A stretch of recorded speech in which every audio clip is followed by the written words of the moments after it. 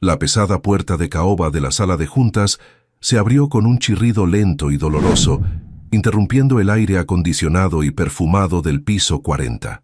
No entró un ejecutivo con traje italiano, ni una secretaria con café. Entró una figura que parecía recortada de otro mundo, de un mundo gris y olvidado. Era Elías, un hombre de 72 años, cuya piel curtida por el sol contaba historias de décadas de trabajo duro bajo la intemperie. Llevaba una chaqueta de lana que había visto mejores tiempos, deshilachada en los puños, y unos pantalones de pana que le quedaban un poco grandes. En sus manos, callosas y temblorosas, apretaba con fuerza un sombrero de fieltro antiguo, estrujándolo contra su pecho como si fuera un escudo protector. El silencio que se hizo en la sala fue absoluto, sepulcral, solo roto por el sonido de la lluvia golpeando los ventanales panorámicos de la ciudad financiera. 12 pares de ojos lo miraron, primero con confusión, luego con un desdén que cortaba más que un cuchillo afilado. En la cabecera de la inmensa mesa de cristal se sentaba Alejandro Montiel, el CEO de Inversiones Montiel, un hombre de 40 años que creía que el mundo se podía comprar con una firma al pie de un cheque. Alejandro ajustó su corbata de seda roja y miró al intruso con una mezcla de incredulidad y molestia. Para él, Elías no era una persona, era una mancha en su paisaje perfecto, un error de seguridad que debía ser corregido de inmediato. El anciano dio un paso adelante, arrastrando ligeramente su pierna derecha, dejando una pequeña huella de barro en la alfombra persa inmaculada.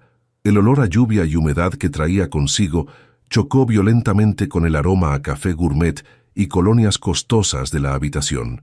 Nadie se movió. La escena era tan absurda que parecía una broma de mal gusto. ¿Se le ofrece algo, abuelo? Creo que se equivocó de piso. La beneficencia está en el sótano, lanzó Alejandro con una voz cargada de sarcasmo, provocando las primeras risitas nerviosas entre sus subordinados. Elías no retrocedió ante la burla. Levantó la vista, revelando unos ojos color miel que, a pesar de estar rodeados de arrugas profundas, brillaban con una dignidad inquebrantable y una extraña tristeza.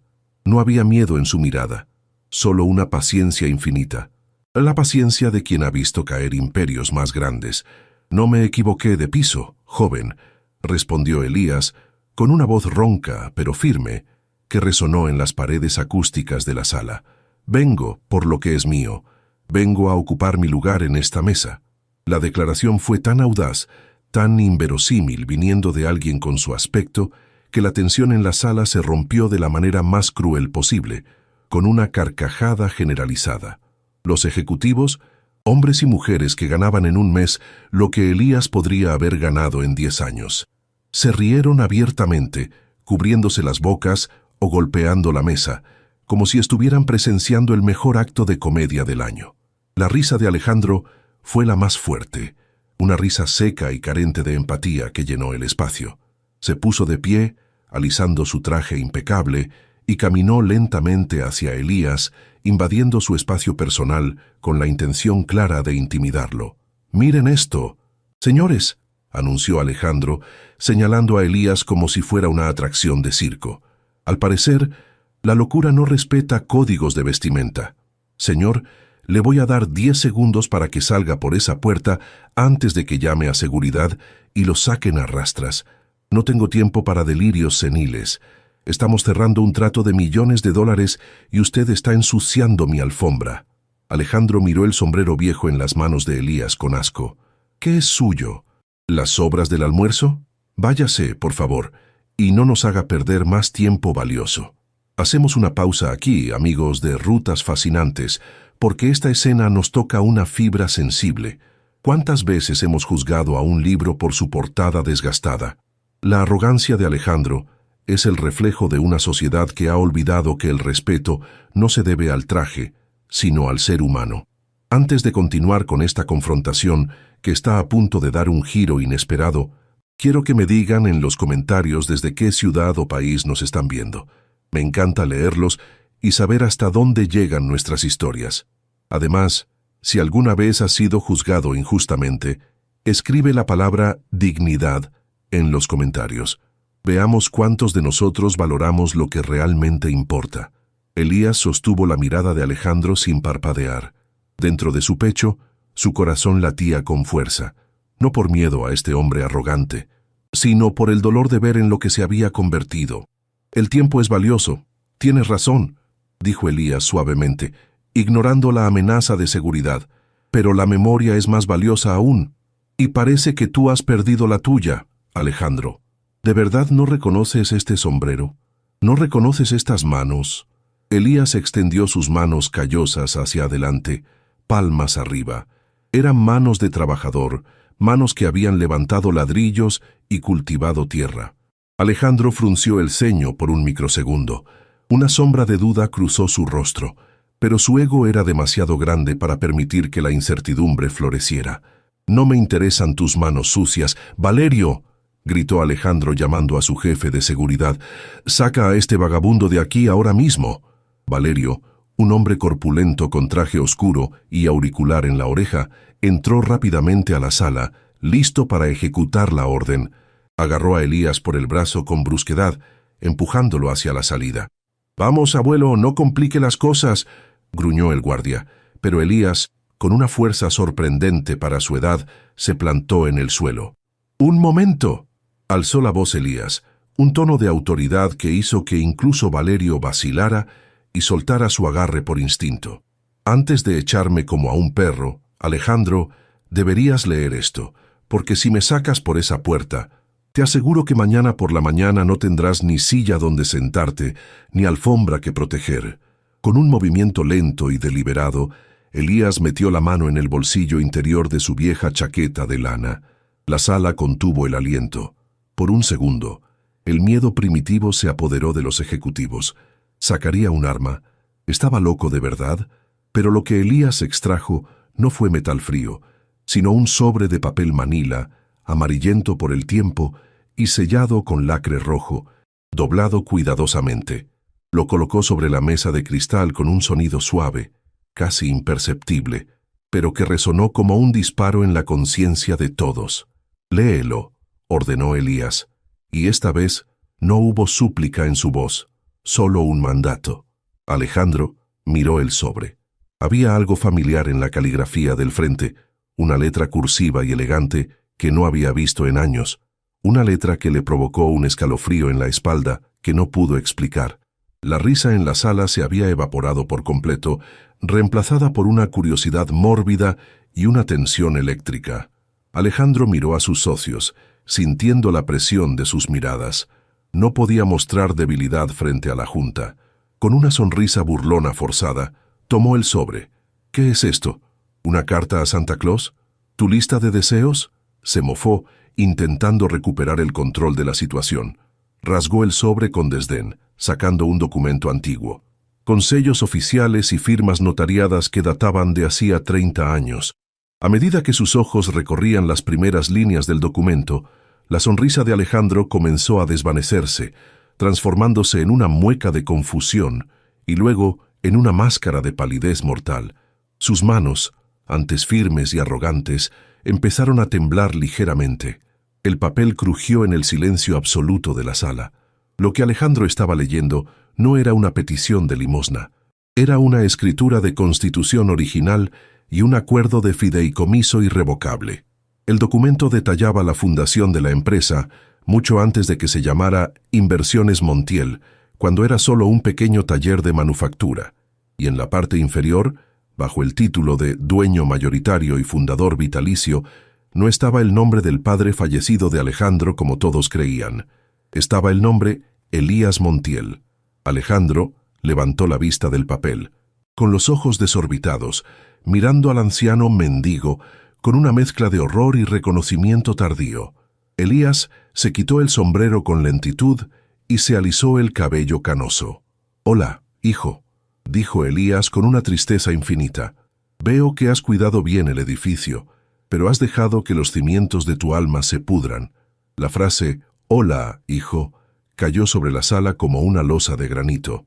Alejandro retrocedió 2 pasos, chocando contra su silla de cuero ergonómica, como si el anciano le hubiera propinado un golpe físico. Su rostro, habitualmente compuesto y bronceado, se tornó de un color ceniza enfermizo. «Papá», susurró, con la voz quebrada de un niño asustado, perdiendo por completo su fachada de tiburón financiero. Eso es imposible. Tú estás muerto. Te enterramos hace 25 años. Hubo un incendio en la fábrica. El ataúd estaba cerrado. La mente de Alejandro luchaba por reconciliar la imagen del padre poderoso y elegante que recordaba de su infancia con este anciano desgastado y humilde que tenía enfrente. Los miembros de la junta directiva comenzaron a murmurar entre ellos, intercambiando miradas de pánico. Si este hombre era quien decía ser, todas las decisiones tomadas en las últimas 2 décadas, incluyendo el nombramiento de Alejandro, podrían ser ilegales. Roberto, el director financiero y el miembro más antiguo de la junta, se ajustó las gafas bifocales y se inclinó hacia el documento que yacía en la mesa. Sus manos temblaban ligeramente al pasar las páginas amarillentas. «Alejandro», dijo Roberto con voz grave, rompiendo el murmullo, «esta firma es auténtica. Conozco el trazo de tu padre mejor que el mío propio, y el sello notarial es legítimo. Este documento establece un fideicomiso ciego que se activaría solo bajo condiciones muy específicas, condiciones que creíamos irrelevantes porque pensábamos que Elías había fallecido». Roberto levantó la vista, mirando a Elías con una mezcla de reverencia y temor. «Don Elías, si realmente es usted, ¿dónde ha estado todo este tiempo? ¿Por qué dejarnos creer que había muerto en aquel accidente? Hemos vivido una mentira durante un cuarto de siglo». Elías suspiró. Un sonido que pareció cargar con el peso de todos esos años perdidos. Caminó lentamente hacia la ventana, mirando la lluvia caer sobre la ciudad que su hijo creía dominar. «No morí en el incendio, Roberto, pero tuve que dejar morir mi identidad para salvarlos a todos», explicó Elías sin voltearse. «Hace 25 años, la empresa estaba involucrada en un escándalo de lavado de dinero orquestado por mi antiguo socio, un hombre peligroso que amenazó con matar a Alejandro y a su madre si yo hablaba. La única forma de protegerlos y limpiar el nombre de la compañía fue asumir la culpa en silencio, fingir mi muerte y desaparecer en una prisión extranjera bajo un nombre falso. Sacrifiqué mi vida, mi libertad y mi paternidad para que tú, Alejandro, pudieras heredar un imperio limpio y seguro». Alejandro escuchaba con la boca entreabierta, el sudor frío perlando su frente. La narrativa heroica que había construido sobre su padre, el mártir que murió trabajando, se desmoronaba para revelar una verdad mucho más cruda y dolorosa. «Mientes», gritó Alejandro de repente, una reacción defensiva visceral. «Es una estafa. Seguro eres un actor contratado por la competencia. Mi padre jamás me hubiera abandonado. Él me amaba». La negación era su último refugio. No podía aceptar que el hombre al que acababa de humillar y tratar como basura fuera el mismo que había dado su vida por salvarlo. Alejandro miró a Valerio, el guardia de seguridad, buscando apoyo. «Sácalo de aquí, Valerio. Es un impostor. Está intentando robar mi empresa con cuentos de hadas». Pero Valerio no se movió. El guardia, un hombre que venía de un barrio humilde y sabía reconocer la verdad en los ojos de las personas, bajó la cabeza respetuosamente ante Elías. Elías se giró y miró fijamente a su hijo. «Si soy un impostor, Alejandro, ¿cómo sé sobre la cicatriz en forma de media luna que tienes en el hombro izquierdo? La que te hiciste al caer del viejo roble en la finca cuando tenías 8 años. Recuerdo que lloraste no por el dolor, sino porque rompiste tu camisa favorita y temías que tu madre te regañara. Yo te cargué hasta la casa y te dije que las cicatrices son mapas de nuestras aventuras». La mención de ese recuerdo íntimo, algo que nadie más podía saber, fue el golpe final. Alejandro se desplomó en su silla, cubriéndose el rostro con las manos, sollozando sin control. Hacemos una pausa breve en este momento de revelación desgarradora. Amigos de Rutas Fascinantes. La historia de Elías nos muestra el nivel de sacrificio que un padre puede llegar a hacer por un hijo, un sacrificio silencioso que a menudo pasa desapercibido, o peor aún, es despreciado por la ignorancia. Es doloroso ver cómo Alejandro, cegado por la soberbia, no pudo reconocer el amor que lo salvó. Quiero preguntarles algo importante. ¿Alguna vez se han enterado de un secreto familiar que cambió por completo la forma en que veían a sus padres o abuelos? Comenten la palabra sacrificio Si creen que el amor de un padre no tiene límites. Y díganme, ¿desde qué país nos acompañan en esta historia? Elías volvió a la mesa y puso su mano sobre el documento legal, reclamando su autoridad. Cuando salí de prisión hace 2 años, no vine a buscarte de inmediato, continuó Elías, su voz endureciéndose. Quería ver qué clase de hombre eras. Quería ver qué habías hecho con la oportunidad que te di. Trabajé como conserje en el edificio de enfrente, limpiando baños, solo para observarte. Te vi humillar a tus empleados. Te vi negar beneficios de salud a los trabajadores de la planta. Te vi gastar fortunas en fiestas mientras despedías a padres de familia. Esperaba ver a mi hijo, pero solo vi a un tirano con trajes caros. Este documento tiene una cláusula de reversión. Si el heredero pierde el rumbo moral de la empresa, el fundador puede retomar el control total. Rumbo moral, repitió Alejandro con amargura, levantando la cabeza, con los ojos rojos de ira y vergüenza. ¿Y tú vienes a hablarme de moral? Me abandonaste. Crecí solo, con una madre deprimida que lloraba tu muerte cada noche. Tuve que endurecerme para sobrevivir en este mundo de tiburones. Tú me hiciste así. Alejandro golpeó la mesa con el puño. No puedes venir aquí, con tu ropa de mendigo, y quitarme lo que yo he hecho crecer. Inversiones Montiel vale 10 veces más ahora que cuando tú moriste. Yo la construí. Es mía. La sala estaba congelada. Era el choque de 2 dolores, el del sacrificio no reconocido y el del abandono traumático. Nadie se atrevía a intervenir en esta guerra familiar que se libraba en el corazón financiero de la ciudad. Elías miró a su hijo con una compasión que dolía más que el desprecio. El dinero ha crecido, sí, pero el alma de esta empresa está en bancarrota, igual que la tuya. ¿De qué sirve ganar el mundo si pierdes a tu familia y tu dignidad en el proceso? Hoy, cuando entré, no viste a tu padre, ni siquiera viste a un ser humano, viste un estorbo. Esa ceguera es lo que te descalifica para liderar. Elías miró a la junta directiva. Señores, según el artículo 5 de esta escritura, asumo el cargo de director ejecutivo interino con efecto inmediato. Cualquiera que no esté de acuerdo con la nueva dirección, que se basará en la ética y no solo en la ganancia, puede presentar su renuncia ahora mismo. Roberto fue el primero en asentir. Bienvenido de vuelta, don Elías. La empresa lo necesita. Alejandro se levantó bruscamente, tirando su silla hacia atrás. Se sentía acorralado, traicionado por su pasado y por su propio equipo. Esto no se quedará así. Tengo abogados, tengo poder. No vas a robarme mi vida con un papel viejo. Amenazó, aunque su voz carecía de la convicción de antes. Elías se sentó lentamente en la cabecera de la mesa, en el lugar que Alejandro había ocupado segundos antes. Colocó su sombrero de fieltro sobre la mesa de cristal, un símbolo humilde de su nuevo reinado.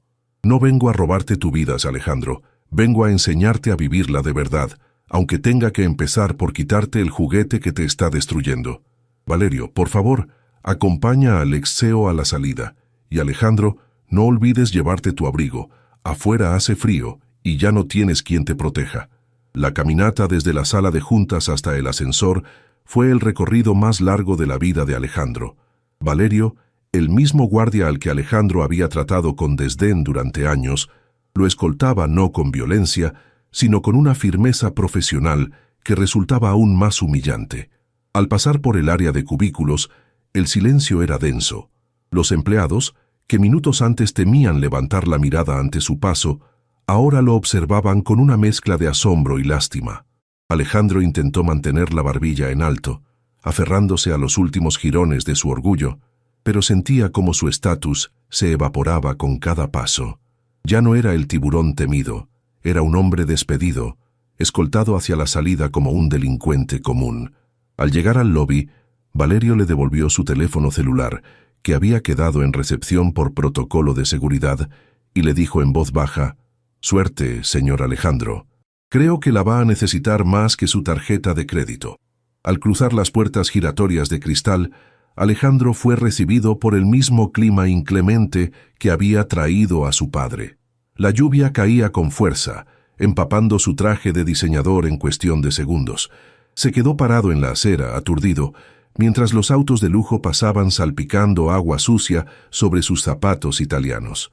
Miró hacia arriba, hacia el piso 40 del rascacielos que había sido su reino, y sintió un vértigo inverso, la náusea de haber caído desde lo más alto. No tenía su coche. El vehículo era propiedad de la empresa y las llaves se habían quedado arriba. Estaba solo, mojado y furioso. «Esto es ridículo», murmuró, sacando su teléfono con manos temblorosas. «Voy a llamar a mis abogados. Voy a destruir a ese viejo loco y a todos esos traidores. Nadie me hace esto a mí. Soy Alejandro Montiel». Sin embargo, la realidad financiera golpeó más rápido que cualquier abogado. Alejandro intentó llamar a su bufete personal, pero la línea estaba muerta. Al revisar la pantalla, vio un mensaje de su proveedor de servicios. Cuenta suspendida por falta de autorización del titular. Elías había actuado con una velocidad aterradora. El titular de la cuenta corporativa que pagaba su teléfono ya no era él. Desesperado, corrió hacia un cajero automático en la esquina, buscando sacar efectivo para tomar un taxi y refugiarse en un hotel 5 estrellas. Insertó su tarjeta dorada platino con brusquedad. La máquina zumbó, procesando la información, y luego escupió la tarjeta con un pitido agudo y un mensaje en la pantalla de neón verde que le heló la sangre. Tarjeta retenida por orden del emisor. Contacte a su banco. «¡Maldita sea!», gritó Alejandro, golpeando la máquina con el puño, provocando que un par de transeúntes se alejaran asustados. Lo habían congelado. Su padre no solo había tomado la empresa, había bloqueado todos los activos vinculados al apellido Montiel bajo la figura de auditoría forense. Alejandro se revisó los bolsillos. No tenía efectivo. Nunca llevaba billetes. Le parecía algo sucio y arcaico. Ahora, esa arrogancia era su condena. Estaba en el centro de la ciudad, sin dinero, sin transporte y sin comunicación. El hambre, que nunca había sido un problema real en su vida de banquetes y restaurantes Michelin, comenzó a rugir en su estómago, recordándole que era un organismo biológico y no un dios intocable. La ciudad, que siempre le había parecido un patio de recreo, se transformó de repente en un laberinto hostil de concreto y acero. Empezó a caminar sin rumbo fijo, buscando algún lugar donde resguardarse de la lluvia. Pasó frente a restaurantes, donde los camareros lo conocían por su nombre, pero no se atrevió a entrar. La vergüenza de que su tarjeta fuera rechazada frente a la alta sociedad era un miedo mayor que el frío que le calaba los huesos. Se vio reflejado en el escaparate de una tienda de relojes, el cabello pegado a la frente, el traje arruinado, la mirada perdida. Se parecía inquietantemente a Elías cuando entró a la sala de juntas, solo que a Alejandro le faltaba la dignidad que su padre irradiaba. La ironía era tan pesada que casi podía saborearla. Él, que había mandado a sacar a su padre por parecer un mendigo, ahora caminaba por las mismas calles convertido en uno, no por disfraz, sino por circunstancia. Hacemos una pausa reflexiva en este punto bajo de nuestro protagonista, comunidad de rutas fascinantes. Dicen que el karma no es una venganza del universo, sino un espejo que nos obliga a vernos tal como somos. Alejandro está experimentando en carne propia el desprecio que él mismo sembró durante años. Es una lección brutal, pero quizás necesaria. ¿Creen que Alejandro necesita tocar fondo completamente para cambiar? ¿O es ya demasiado tarde para su redención?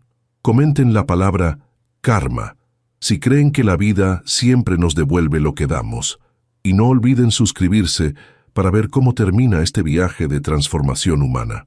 La noche cayó, trayendo consigo un descenso en la temperatura. Alejandro terminó en un parque público, lejos del distrito financiero, sentado en un banco de madera húmedo. Sus dientes castañeteaban. A su alrededor, la vida nocturna de la ciudad continuaba indiferente a su desgracia. Vio a una pareja joven compartiendo un paraguas y riendo mientras comían unos sándwiches simples.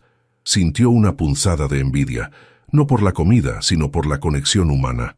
Él había tenido modelos, actrices y socialites a su lado, pero ninguna de ellas estaría dispuesta a compartir un banco mojado con él. Su soledad era absoluta. Se dio cuenta de que no tenía a quién llamar, no porque no tuviera teléfono, sino porque no tenía amigos reales. Todos sus vínculos eran transaccionales. se basaban en lo que él podía pagar o favorecer. Un ruido a su lado lo hizo saltar. Un hombre mayor, con barba descuidada y envuelto en varias capas de ropa sucia, se sentó en el otro extremo del banco. Alejandro se tensó, su instinto clasista activándose automáticamente. Se preparó para defenderse o huir, esperando que el hombre le pidiera dinero o lo asaltara, pero el vagabundo no lo miró con malicia. Sacó de una bolsa de plástico un termo abollado y 2 vasos de poliestireno. Con manos temblorosas, sirvió un líquido humeante que olía a café quemado y azúcar. «Toma, amigo», dijo el hombre, extendiendo uno de los vasos hacia Alejandro. «Parece que tuviste un día peor que el mío, y eso ya es mucho decir». Alejandro miró el vaso con desconfianza. «¿Qué quieres a cambio?», preguntó a la defensiva. El vagabundo soltó una risa ronca que se convirtió en tos. «Nada, hombre, el café no se cobra cuando hace frío. Es la ley de la calle. Tómalo antes de que se enfríe». Alejandro, vencido por el frío y la sorpresa, aceptó el vaso. El calor del líquido en sus manos fue la sensación más reconfortante que había tenido en años. Dio un sorbo pequeño. Sabía horrible, aguado y demasiado dulce, pero en ese momento le supo a gloria. «¿Por qué?», preguntó Alejandro mirando al extraño. «Tengo un traje de $3,000 arruinado. Podría ser un millonario excéntrico. ¿Por qué me ayudas?». El hombre se encogió de hombros. «Porque estás temblando, y porque el frío no distingue entre seda y trapos. Aquí abajo, todos somos iguales, compañero. Solo somos carne tratando de no congelarse». Esa frase, «el frío no distingue entre seda y trapos», resonó en la mente de Alejandro con la fuerza de una revelación bíblica. Bebió el resto del café en silencio, sintiendo cómo las lágrimas se mezclaban con la lluvia en su rostro. Por primera vez en su vida adulta, alguien le daba algo sin esperar nada a cambio, sin contratos, sin intereses, sin manipulación. Y ese alguien era una de las personas invisibles que él solía despreciar desde la ventana de su limusina. Alejandro miró al vagabundo y con la voz rota dijo: «Gracias». Fue un gracias pequeño, pero fue la palabra más sincera que había pronunciado en décadas.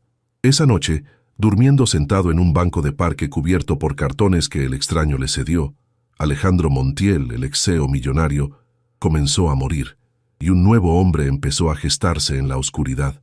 El amanecer en el parque trajo consigo una realidad física brutal para Alejandro.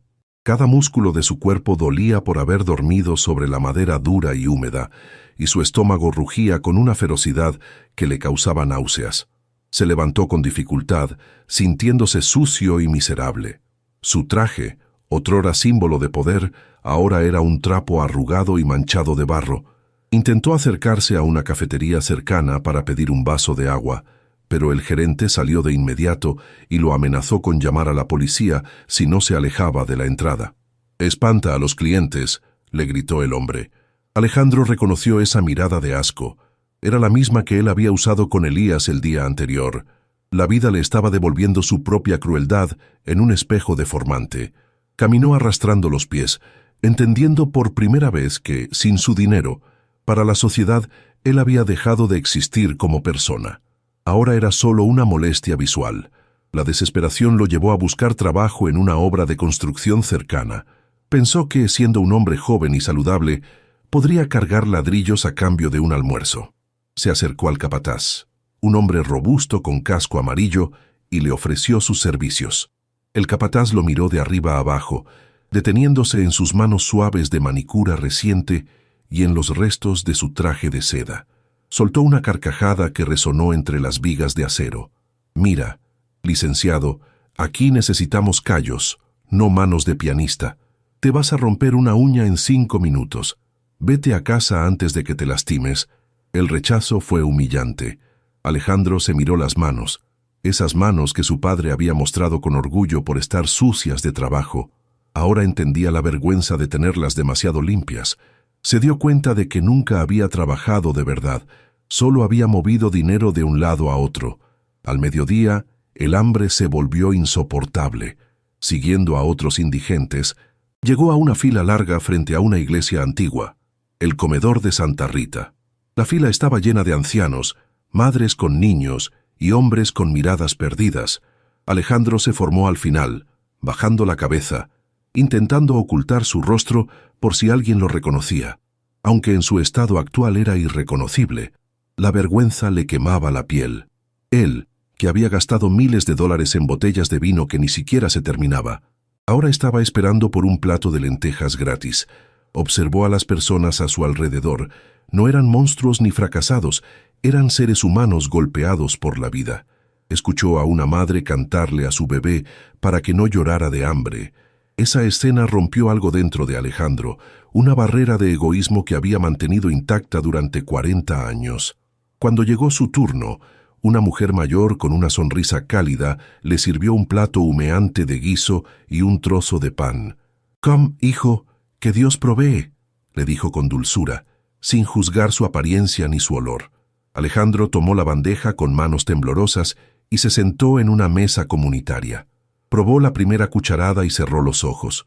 No era caviar, ni langosta, pero le supo mejor que cualquier banquete que hubiera probado en su vida anterior. Era comida hecha con cariño, caliente y nutritiva. Mientras comía, las lágrimas comenzaron a caer sobre su plato, salando el guiso. Lloró por su padre, por su madre, por los años perdidos en la vanidad y por la gratitud inmensa hacia esa extraña que lo había llamado hijo, cuando él se sentía huérfano del mundo. En ese comedor ruidoso y humilde, Alejandro encontró algo que nunca halló en la sala de juntas: humanidad. Hacemos una pausa emotiva aquí, familia de rutas fascinantes. Ver a Alejandro llorar sobre un plato de lentejas es un momento poderoso. Nos recuerda que a veces necesitamos perderlo todo para valorar lo básico: un plato de comida, una palabra amable, un techo. La verdadera pobreza no es la falta de dinero, es la falta de gratitud y empatía. Quiero pedirles que reflexionen sobre esto. ¿Cuándo fue la última vez que dieron gracias por su almuerzo? Si creen que la fe y la humildad pueden levantar a cualquier persona, por favor escriban la palabra FE en los comentarios. Vamos a llenar este video de energía positiva y esperanza para todos los que están pasando por un momento difícil. Al terminar de comer, Alejandro no se levantó para irse como hacían muchos. Sintió que no podía simplemente tomar y marcharse. Su conciencia, recién despertada, le exigía devolver el favor. Se acercó a la ventana de la cocina. «Señora», le dijo a la mujer que le había servido, «no tengo dinero para pagarle, pero tengo 2 brazos. Déjeme lavar los platos o limpiar el piso para pagar mi comida». La mujer lo miró sorprendida. Pocos ofrecían ayuda. «No es necesario, muchacho, es caridad», respondió ella. «Para mí sí es necesario», insistió Alejandro con firmeza. «Necesito sentir que sirvo para algo». La mujer sonrió viendo una chispa de redención en sus ojos tristes. «Está bien, pasa atrás. Hay una montaña de ollas esperándote». Le dio un delantal de plástico y lo puso frente al fregadero industrial. Durante las siguientes 4 horas, Alejandro fregó ollas con restos de grasa, platos y cubiertos. El agua caliente y el jabón fuerte le irritaron la piel delicada de sus manos, pero no se detuvo. Le dolía la espalda, le ardían los pies, pero por primera vez en años, su mente estaba en silencio. No había estrés por las acciones de la bolsa, ni preocupación por su imagen. Solo estaba la tarea simple y honesta de dejar algo limpio. Al ver sus manos rojas y arrugadas por el agua al final del turno, recordó las manos de Elías en la sala de juntas. «Manos de trabajador», había dicho su padre. Alejandro sonrió cansado. Aún le faltaba mucho para tener las manos de Elías, pero al menos ya no tenía las manos de un parásito. Alejandro regresó al comedor todos los días durante un mes. La mujer, que se llamaba Marta, le permitió dormir en un pequeño almacén en la parte trasera a cambio de su trabajo diario. Alejandro se convirtió en el primero en llegar y el último en irse. Limpiaba, cargaba sacos de arroz, pelaba papas y servía comida. Se cortó el cabello él mismo y consiguió ropa de donaciones, jeans gastados y camisetas de algodón. Ya no parecía un ejecutivo caído en desgracia, parecía un hombre nuevo.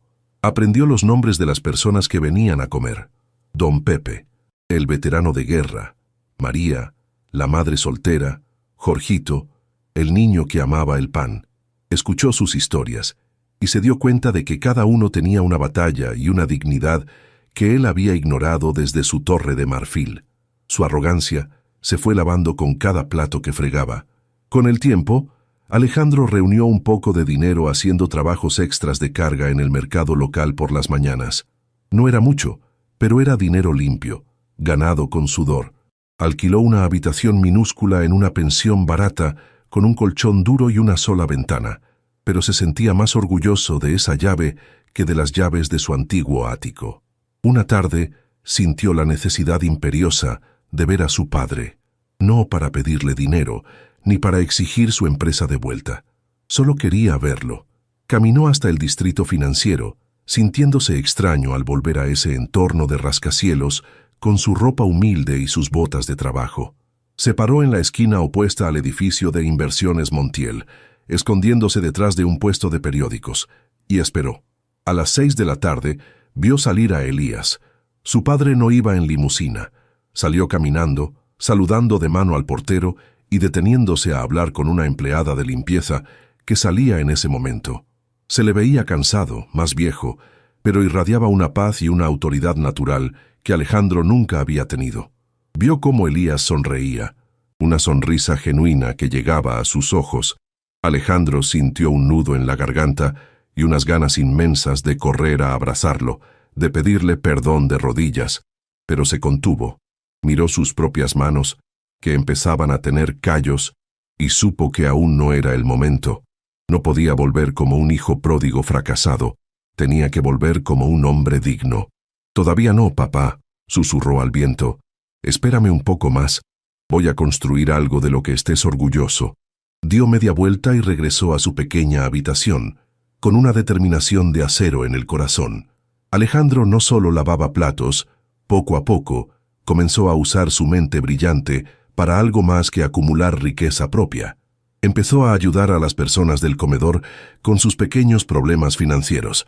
Ayudó a Marta a renegociar una deuda injusta con un prestamista abusivo, utilizando su conocimiento de las leyes bancarias para salvar el pequeño negocio de empanadas de su hijo. Asesoró a don Pepe para reclamar una pensión de veterano que el gobierno le había negado por burocracia. Se convirtió en el consultor del barrio, un hombre que vestía ropa de segunda mano, pero que tenía la sabiduría de un magnate. No cobraba dinero, cobraba en sonrisas, en abrazos y en la satisfacción de ver cómo sus conocimientos cambiaban vidas reales. Descubrió que ayudar a alguien a recuperar $100 para comer era infinitamente más gratificante que cerrar una fusión de 100 millones para comprar yates. Su arrogancia murió de hambre, y en su lugar nació una vocación de servicio genuina. Pasaron 2 años. Alejandro vivía una vida sencilla y digna. Sin embargo, el destino tenía una última prueba preparada. Una mañana, mientras leía un periódico desechado en el parque, vio un titular que le detuvo el corazón. Elías Montiel, magnate y filántropo, hospitalizado en estado crítico tras sufrir un infarto masivo. El mundo se detuvo. El rencor, el miedo y la vergüenza desaparecieron en un instante, dejando solo el terror puro de perder a su padre antes de poder decirle lo que realmente sentía. Sin pensarlo 2 veces, corrió hacia el hospital central. No le importó su ropa gastada ni sus botas de trabajo sucias. Al llegar a la recepción, la enfermera intentó detenerlo por su apariencia, pero Alejandro, con una autoridad que no venía del dinero sino del amor desesperado, dijo: «Soy su hijo, y voy a verlo, aunque tenga que derribar esa puerta». Entró en la unidad de cuidados intensivos y vio a Elías conectado a máquinas, pálido y frágil, muy lejos de la imagen del hombre fuerte que había irrumpido en la sala de juntas. Alejandro se acercó a la cama y tomó la mano de su padre, esa mano callosa que tanto había despreciado y que ahora veneraba. Cayó de rodillas y lloró no como el niño mimado que fue, sino como el hombre arrepentido que era. «Papá, perdóname», sollozó. «Tenías razón en todo. Fui un ciego, un estúpido. He aprendido, papá. He aprendido a trabajar, a respetar, a amar. Por favor, no te vayas todavía. No me dejes solo ahora que por fin entiendo lo que significa ser un Montiel». El sonido constante del monitor cardíaco era la única respuesta, marcando los segundos de una vida que pendía de un hilo. Alejandro se quedó allí horas, rezando, prometiendo ser el hombre que Elías siempre soñó. Al tercer día, contra todo pronóstico médico, Elías abrió los ojos. Su mirada, aunque cansada, se iluminó al ver a Alejandro dormido en una silla incómoda a su lado, vestido con ropa humilde y con las manos marcadas por el trabajo duro. Elías apretó débilmente la mano de su hijo. Alejandro despertó sobresaltado. «Papá, ¿estás despierto?», exclamó. Elías sonrió débilmente y susurró con voz ronca. «Sabía que vendrías. Te he estado observando, hijo». Alejandro se quedó helado. «¿Observándome? ¿Cómo?». Elías tosió un poco y continuó. «Tengo amigos en todas partes, Alejandro, incluso en los comedores comunitarios. Marta me contaba cada semana cómo fregabas los pisos, cómo ayudabas a la gente, cómo cambiaste. Nunca te abandoné. Solo estaba esperando a que tú te encontraras a ti mismo. Y al ver tus manos, sé que ya lo hiciste, va. Hacemos una pausa solemne en este reencuentro que nos llena el alma, familia de rutas fascinantes. El perdón es la fuerza más poderosa del universo, capaz de sanar heridas de décadas en un segundo». Elías nunca dejó de amar a su hijo. Solo lo amó lo suficiente como para dejarlo caer y aprender. ¿Cuántos de nosotros necesitamos perdonar a alguien o pedir perdón hoy mismo? No esperen a una cama de hospital para decir «te quiero». Si esta historia te ha movido el piso y crees en las segundas oportunidades, escribe la palabra «perdón» en los comentarios. Hagamos una cadena de sanación en nuestra comunidad. La recuperación de Elías fue lenta, pero constante, impulsada por la alegría de haber recuperado a su hijo. Una semana después, aún en el hospital, Elías pidió a su abogado que trajera los papeles de la empresa. «Alejandro», dijo Elías, «ya estoy viejo y cansado. Mi corazón no aguanta el ritmo de la presidencia. La empresa necesita un líder joven, pero uno que tenga corazón, no solo ambición. Quiero devolverte el puesto de CEO». Alejandro miró los documentos y negó con la cabeza. «No, papá, no puedo. Ese mundo es tóxico. No quiero volver a ser el hombre que fui. Soy feliz ayudando a Marta. Soy feliz con poco. Quédate con la empresa o véndela. Pero yo no pertenezco a esa torre de cristal». El rechazo de Alejandro fue la prueba final que Elías necesitaba. Al renunciar al poder, demostró que finalmente estaba listo para tenerlo. «No te estoy pidiendo que vuelvas para ser el mismo tirano», explicó Elías con paciencia. «Te estoy pidiendo que vuelvas para transformar la empresa. Usa Inversiones Montiel para hacer lo que hacías en el comedor, pero a gran escala. Crea programas de vivienda, becas, apoya a pequeños emprendedores. Convierte nuestra riqueza en bienestar para otros. Tienes el talento financiero y ahora tienes el corazón humilde. Eres el único que puede hacerlo». Alejandro lo pensó. Se dio cuenta de que podía usar el poder no para servirse a sí mismo, sino para servir a miles. Podía ser el puente entre los dos mundos que ahora conocía bien. Con lágrimas en los ojos y una nueva determinación, tomó el bolígrafo. «Acepto, papá, pero con una condición. Tú serás el presidente honorario, y tu sombrero viejo estará enmarcado en la sala de juntas para que nadie olvide nunca de dónde venimos». El regreso de Alejandro a la torre de Inversiones Montiel fue legendario. No entró con un traje de $3,000, sino con una camisa sencilla y pantalones de vestir modestos. Valerio, el guardia, lo recibió con una sonrisa y un abrazo, no con un saludo militar. Al entrar a la sala de juntas, los mismos ejecutivos que se habían reído de Elías estaban allí nerviosos y temerosos de represalias. Alejandro se paró en la cabecera de la mesa. No gritó, no insultó. Simplemente colocó el viejo sombrero de fieltro de su padre en el centro de la mesa de cristal. «Señores», comenzó Alejandro con voz calmada, «las reglas han cambiado. A partir de hoy, el objetivo de esta empresa no es maximizar ganancias a cualquier costo, sino maximizar el impacto humano. Quien no esté dispuesto a ensuciarse las manos y servir, sabe dónde está la puerta». Nadie renunció. Al contrario, muchos se sintieron inspirados por la nueva visión. Alejandro reestructuró la compañía por completo. Creó la Fundación Elías en Marta, que financiaba comedores comunitarios y refugios en toda la ciudad. Contrató a personas en riesgo de exclusión social, dándoles oportunidades dignas. Visitaba las obras y las oficinas no para vigilar, sino para escuchar a sus empleados. Roberto, el director financiero, se convirtió en su mano derecha en esta transformación ética. La empresa no solo sobrevivió, sino que prosperó como nunca antes, porque los clientes y la sociedad premiaron su integridad. Alejandro demostró que se puede ser exitoso sin perder el alma, y que el verdadero liderazgo se basa en la empatía, no en el miedo.